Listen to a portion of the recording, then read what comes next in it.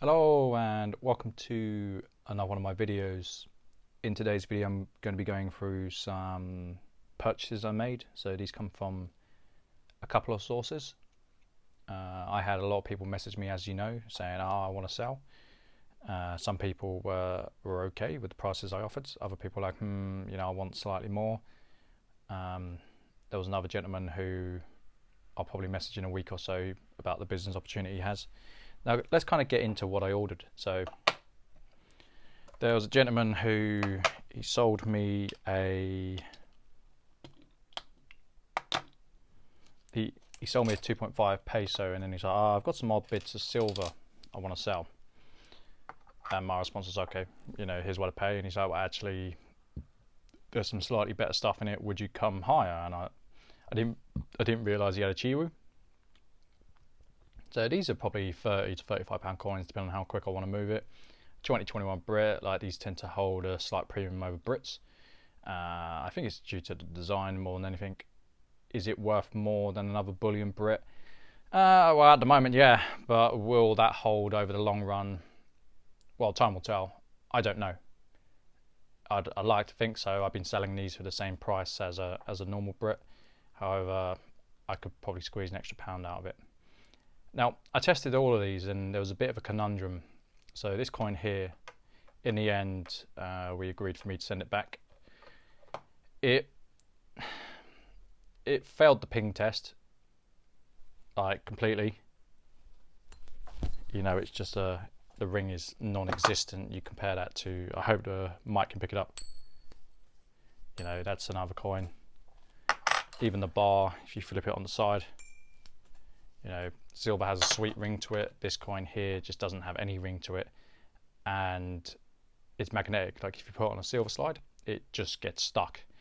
Now the gentleman who sent it to me said, well, he's had it confirmed. I'm not convinced. And if I send this to someone and they check it out and they come to the same conclusions that I do, it's kind of a problem, even if it is silver. Now I said it's slightly thick. It is slightly concave. That was pointed out to me. That's okay. It would explain the thickness. The weight is actually fine. Let's see where I put my, if I can find my rare earth magnet. I did put it somewhere. Problem is it's so small it's hard to find. I can't seem to see where it is. That's okay. But yeah, the magnet goes straight to this bit, straight to the middle on this side. So it could be silver. However, I'm not convinced, so I opted to send it back. I'm not saying it's fake. I'm just saying that I can't test it properly and I'm not happy to sell it on. So this was, I did message him about this and he was like, yeah, fine. Everything else, nice little bundle of silver, keeps me ticking over. So the bars are they're always quick to go. Don't get many in. I then had another deal lined up. So let's move these to one side. So gentleman, he put some silver up that I totally forgot about, and then he sold it on the group. It's like 20 an ounce. I was like, you snooze, you lose. But he had a load of 10th Brits, quarter Brits. So that's a quarter. I accidentally damaged the box as well when I opened it. So there's a 1988 and there's a 2010. Yeah, nice coins. This design's pretty nice. It does pretty well. I had a load of these in silver. Did very well. I had a load of them boxed. This is just your standard design. These are quite rare coins. They're probably worth between 185 and 200. Oh, that's how I'd value them. This one's probably worth slightly more because it's a different design and people tend to seek them out. There was a couple of quarter Brits. Now I quoted him 2 different prices on these, and he come back to me. He's like, well, can you just tell me what the difference is? And I said, I don't actually know really, as I just tend to work out what the spread is and then value it and then try and make my cut. So it's not, one of these has a bit of a cut down I opened it up with my friend Stan, and you know, I accidentally cut it. Friend Stan, here it is. My bad.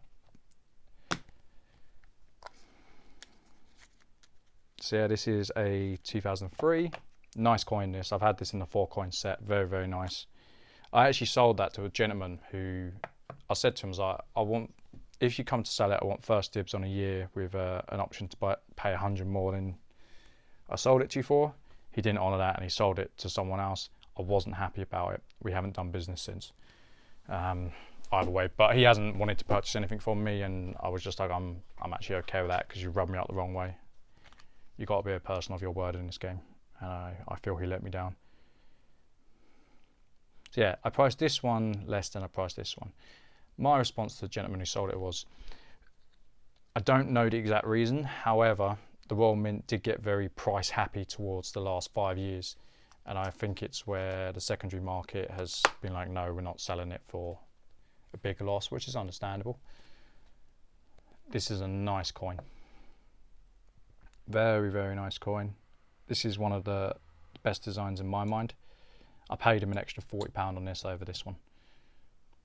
So, but he was happy with my explanation or my thought process, so he didn't really have a problem with that. So let's put those here. He sold me lots and lots of stuff.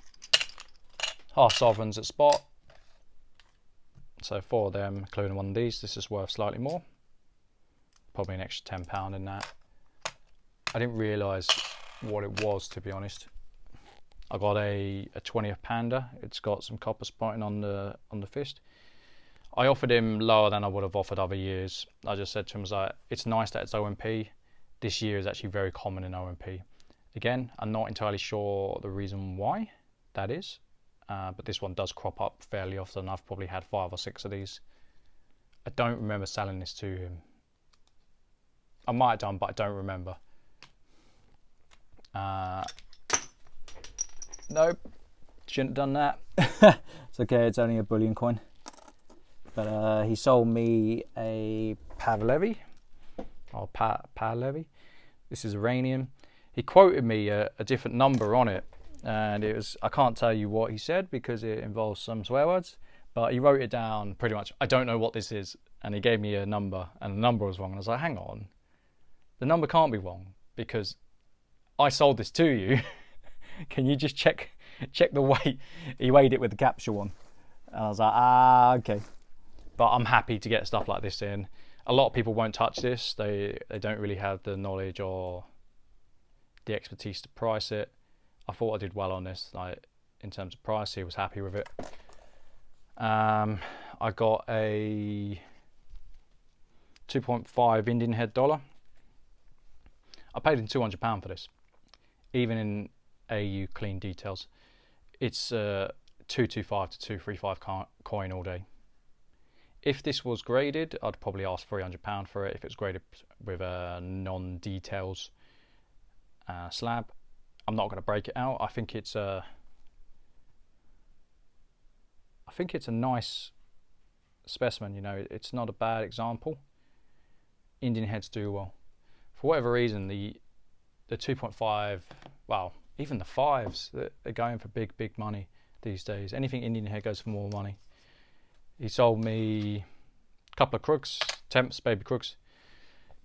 Always getting these in, you know, coins in, coins out. He sold me a couple of quarter sovereigns, so these are 2010s. These are 90 to £100 coins any day of the week. Whether they sell or not is another matter. I do have interest in the smaller gold. People do prefer it. He sold me a 10th Atmex. Not really sure how to price this. I priced it in a way that I think I paid like $7.50 over, and that's where I'm at the moment. It's really strange on the small gold. There was a time I was getting it for 3% over. It just, you know, at £7.50 over, you know, it's still value for me. Now there's a gentleman, he said, oh, at 10% over. I'm not sure if he's in the same country. I think he's Scandinavian. However, in the UK, these are 160 coins. You know, 10th coins are 160 at the moment posted. So you're talking a £25 premium plus post. You know, that's where the market's at. I haven't set that price. That's where the market is at. I don't know why it's got that way, but I don't see a lot of it these days, and people quite rightly don't want to sell it for spot, and I understand that, because when you're selling on the peer-to-peer market, they're easy moves. People have money for small gold such as this, and it holds its premium. Attempts have always held their premium. He sold me a 1 grammer, paid him 45 on this. You know, it's a £50, £52. Don't know what's going on with that. £52 gram after postage. Nice. I like Valcambi. I think Valcambi make good product. They've also tried to push the boundaries in terms of their product offerings. They had a 1 ounce spinnable gold coin. That was kind of neat a few years ago. I was going to get one, never managed to get my hands on it. I haven't seen them since, and I'm not paying like £1,800–1,900. Sorry, it's not happening. So this is a JM Bullion Bar, 2 grams. Apparently this is quite rare. I know nothing about it. I said to him, I was like, you're going to have to price it for me. He offered me a price where I thought there was literally no downside. So I was like, yeah, that makes sense for me.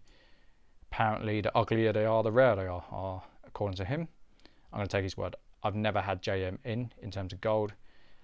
It doesn't really do anything for me. I wouldn't collect something like this. You know, to me, this is a bit, I don't want to say tacky, but it just doesn't do it for me. I know there are collectors for it. I don't doubt there'll probably be someone messaging me saying, is it for sale? And my response is going to be, offer me a price, because I don't know how to price it. And if there isn't a buyer, I'll auction it, because I think there will be buyers for something like this, because it's small gold and it's something that is, it's quite collectible. It's just never been in my area of knowledge. Now the gentleman also sold me a 1 gram platinum bar. Ta-da! Not platinum. It's kind of funny. I sent him a message saying, oh, thanks for the silver bar. I thought he just chucked it in as a gift. It has happened in the past. And then he's like, what do you mean silver bar? He's like, I sent you a platinum bar, didn't I? And I was like, I'm pretty sure it's silver, but let me check when I get back. He offered me a refund on the spot, which, you know, is fair enough. I could send it back to him. I don't think he wants it. You know, I might auction it off for charity, or I don't know. I genuinely don't know what I'm going to do with this. I might put it in my collection. I've got a small collection of 1 gram bars. And lastly, on that order, there is a couple coins after this. He sold me 50 dimes. Paid £1.50 a pop. These are going into the savings jar. I won't get it out because the video is already 13 minutes. I'll fill it afterwards. Happy to buy them. Now, I did meet with another customer yesterday, good friend of mine, and he sold me a couple of baby Krugs as well. So this is a proof, but it's probably proof-alike now. I haven't opened it up. There's probably finger marks on it, and that's okay. You know, for the price I paid, I just paid a bullion price. And yeah, so I've got 4 of these in, load of small gold, load of dimes. I hope you like the video. If you do, you know to support me by now, and I'll see you on the next one. I'm thinking of doing a little mini series. I'm going to title it Lessons from a Professional Coin Dealer, or something along those lines. I get a lot of questions that are kind of repeated, so I thought if I put it in one place, it kind of covers what people want to know. So yeah, see you on the next one.